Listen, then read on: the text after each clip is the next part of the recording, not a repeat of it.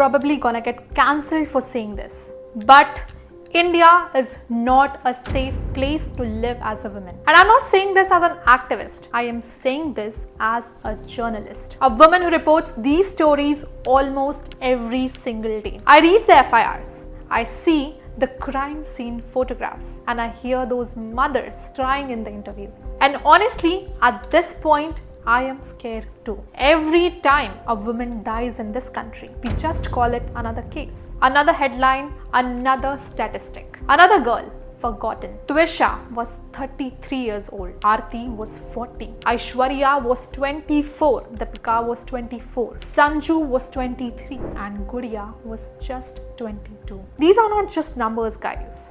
These are the women who were murdered in 1 week by the very people who promised to protect them. And the reason? Dowry, ego, control and power. A pregnant woman, listen this one very carefully. A 3 months pregnant woman. Her husband shoved a 27 centimeter iron rod inside her body, hit her head repeatedly with a wooden stick till her skull fractured. And then he dragged her body behind his bike and tried to call it as an accident. Read that again. This was not a stranger. This man was her husband. In UP, a man murdered his wife because he wanted another marriage. In Bareilly, a woman had acid thrown on her because she rejected a marriage proposal. And in Bangalore, a boyfriend strangled his girlfriend just because she asked for marriage. So now you tell me, what exactly are women supposed to do? Because apparently neither a yes saves us nor a no. And before someone comments, not all men, let me remind you that the NCRB data says that 97% of crimes against women are committed by someone they know. Husband, boyfriend, a relative, neighbor or a friend. That is the scariest part. Women are now not scared of dark roads anymore. We are scared of the familiar people, the familiar faces. More than 83,000 dowry cases are still pending in the Indian courts.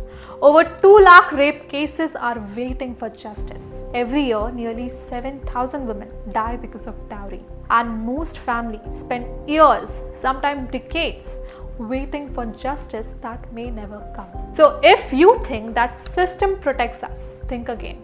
Because recently, 2 minor girls died by suicide after allegedly being gang raped and blackmailed. They filed complaints, their families begged for help. Videos existed but no strong action was taken in time. Because this country only remembers women during elections. Suddenly, everybody wants to talk about women's safety. The politicians want to give speeches. Campaigns are run, hashtags trend. But when a woman actually calls for help, there is complete silence. In 2024 alone, more than 4.4 lakh crimes against women were registered in India.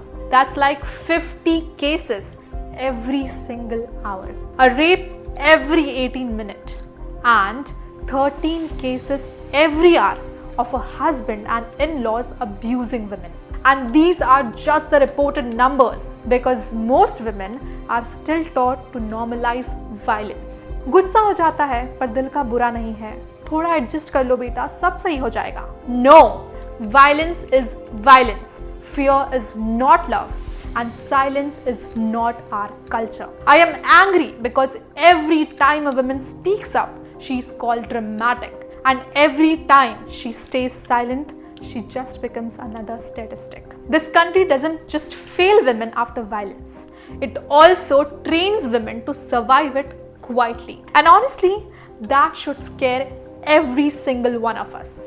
And maybe the saddest part is that this is not new. ये डर generation से चला आ रहा है. From my mother to her mother to my grandmother and to my great grandmother. सब ने अपने तरीके से करके देख लिया. किसी ने चुप रहकर सहा, किसी ने आवाज उठाई, तो किसी ने adjust किया. But the ending never really changed. Different women, but the same fear exists. And honestly, this is not how I want to die. And not how I want any other woman to die either. Not as another headline, not as another case. Not while the system stays silent. And I think it's finally time that women stop fighting this battle alone. Because silence hasn't saved us, adjustment hasn't saved us, waiting hasn't saved us either. So maybe it's time that we stand together and demand change. That too loudly. Because enough is enough. For more such stories, follow the CSR Journal.